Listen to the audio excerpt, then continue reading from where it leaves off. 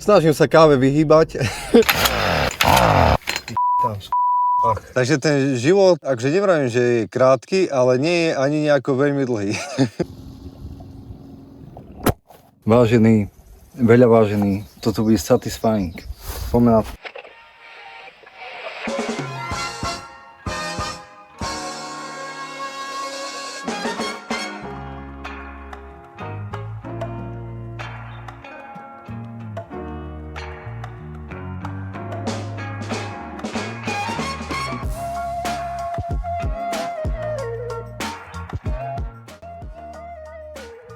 Ráno Slovensko.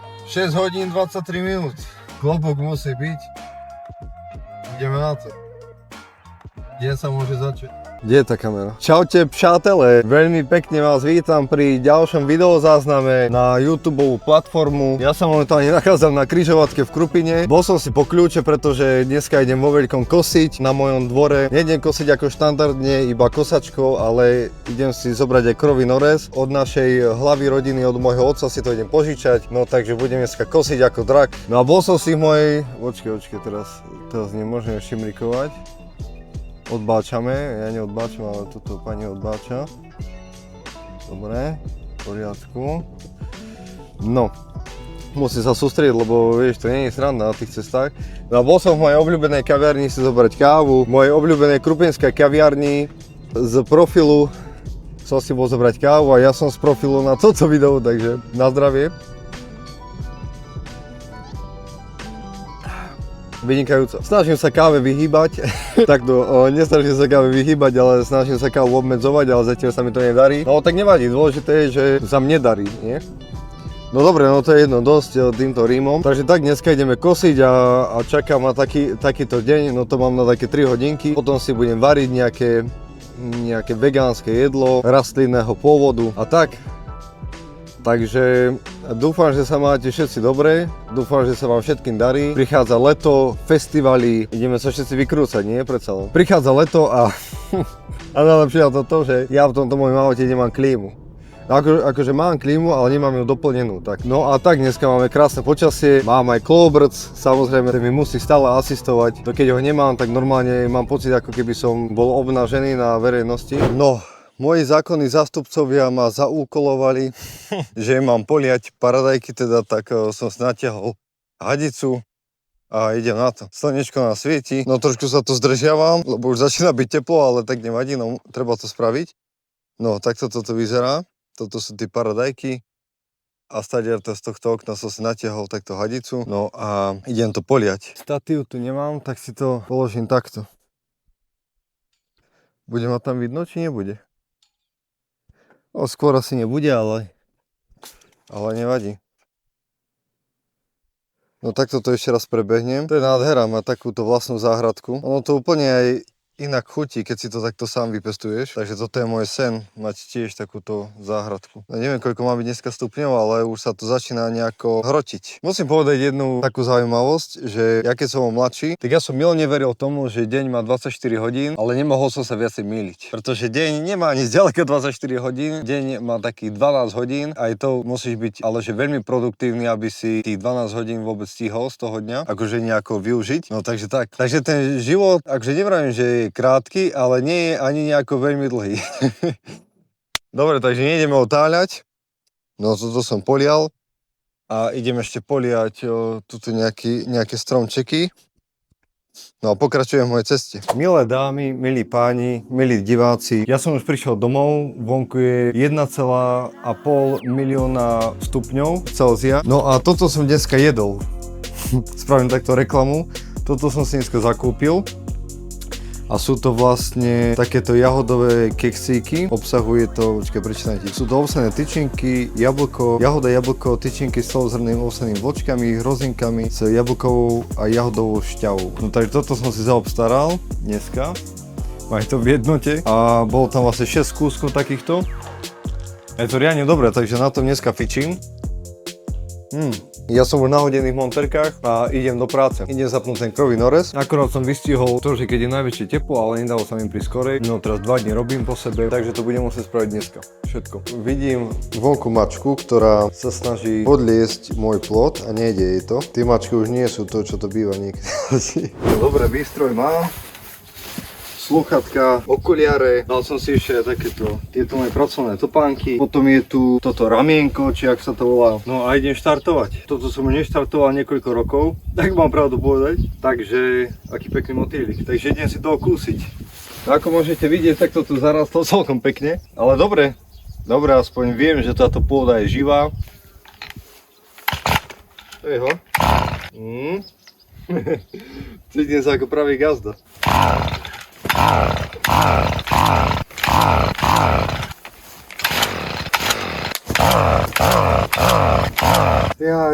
Nejde to.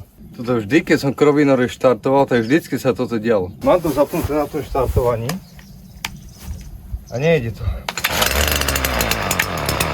Aha, jaj, toto som ja mal stlačiť.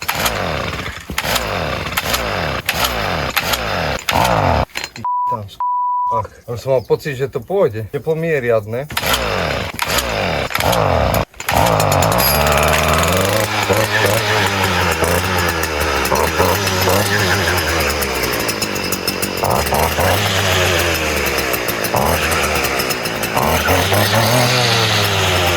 Je to tam. Dobre, idem to konečne popri tom plote trošku prebehnúť. Takže poďme na to. Dúfam, že si neskosím celý plot. Zatiaľ sa mi podarilo takto popri plote prebehnúť. Fuj, teple ako v Božom koši, či ak sa to vraví. Trošku divočina, ale ide mi to celkom fajn. Slnko pritvrdzuje, ale tento klobúčik mi ináč celkom pomáha, že nie je to až také nepríjemné, ale tuto som spozoroval aj na krku, aj na ruke, že normálne som už mal pocit, že mi začne tlieť. No takže tak. Fuj, ešte ma čaká nejaká hodinka, sa budem s týmto naťahovať a potom zoberiem, zapáčte si kosačku.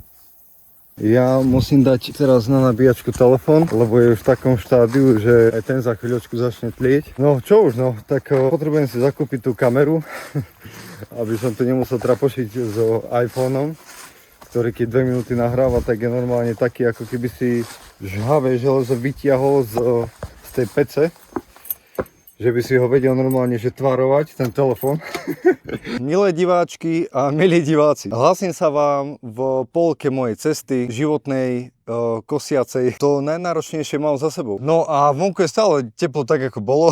Teraz ma čaká tá taká príjemnejšia pasáž, pretože idem kosiť s obyčajnou kosačkou. Za touto kosačkou budem iba kráčať a užívať si tento výhľad. Vážený, veľa vážený, toto bude satisfying. Poďme na to.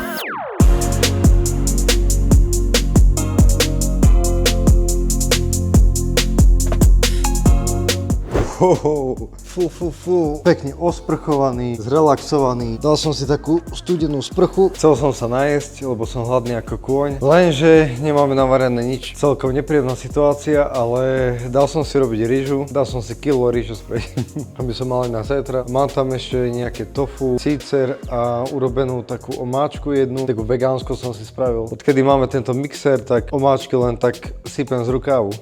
Takže teraz nejakých 30 až 40 minút idem čakať na rýžu. Nevadí, aspoň trošku zrelaxujem. Dobre, a vlastne kým sa mi robí rýža, tak si povieme jeden príbeh, áno? Alebo jeden taký zážitok. Včera večer som išiel z práce, bolo asi tesne pred 10.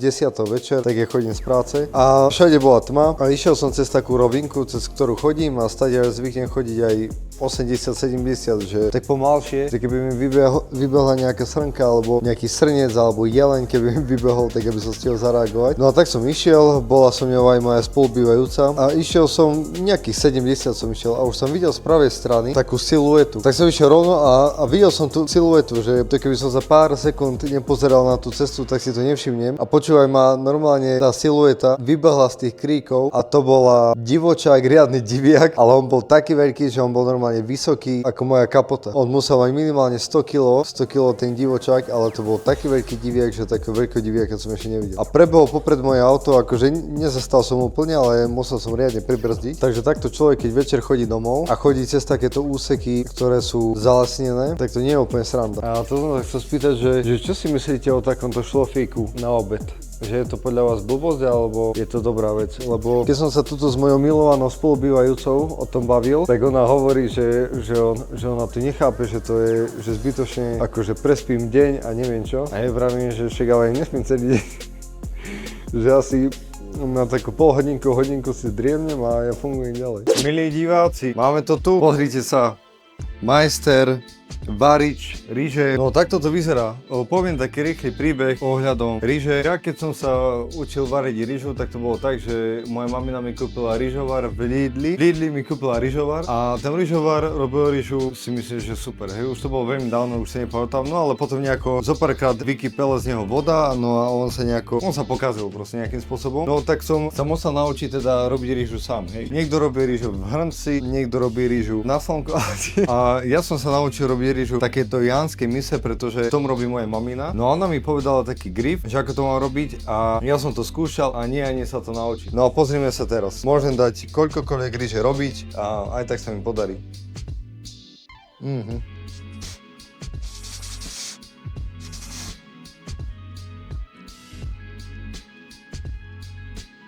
Výborné. No idem si spraviť také ľahké vegánske jedlo. Mám tu lunter, tofu, dáme tam trošku olivového oleja.